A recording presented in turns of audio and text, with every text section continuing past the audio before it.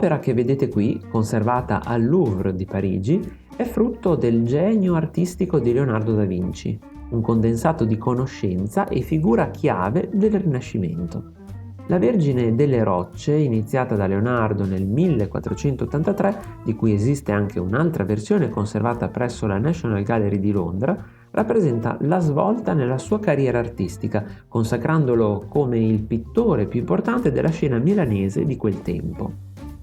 L'opera, dipinta per la Confraternita dell'Immacolata Concezione, raffigura la Vergine Maria inginocchiata mentre allunga la mano verso Gesù bambino, sostenuto da un elegante angelo. Una lunga controversia divise il pittore con la Confraternita ed è forse per questo che venne realizzata la seconda versione, per accontentare le richieste dei committenti. Il dipinto è ricco di significati simbolici. La mano di Maria, sospesa sulla testa del figlio, rappresenta la volontà di protezione materna.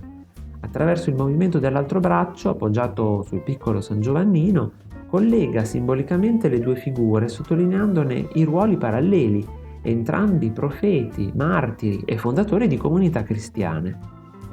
La figura dell'angelo, fissata nel gesto di indicare il San Giovannino, è stata identificata da alcuni con l'arcangelo Gabriele. L'immagine raffigurata da Leonardo si allontana totalmente dalle tradizionali rappresentazioni della Sacra Famiglia, sia per la particolare disposizione piramidale delle figure che per l'ambientazione tanto suggestiva quanto innovativa di una nebbiosa grotta immersa nella natura. L'effetto di vaporosa armonia dell'opera è ottenuto attraverso lo sfumato, tecnica inventata dallo stesso Leonardo, che gli ha permesso, alleggerendo i contorni, di fondere le forme agli elementi circostanti attraverso sottili gradazioni tonali di colore. A questa tecnica è profondamente collegato l'utilizzo di una straordinaria intuizione di Leonardo, la prospettiva aerea.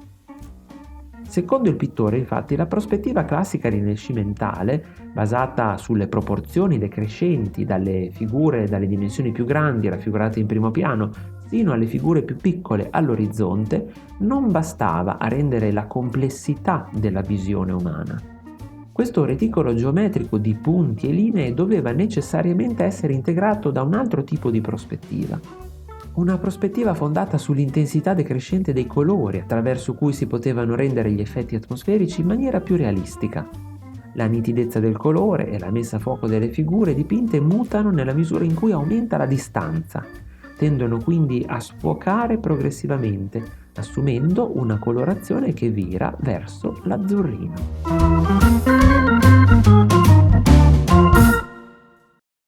Se il video ti è piaciuto, metti un bel like, lasciami un commento, condividilo con i tuoi amici. Ricordati inoltre di iscriverti al canale e di cliccare sulla campanella per non perderti i nuovi video. Ciao!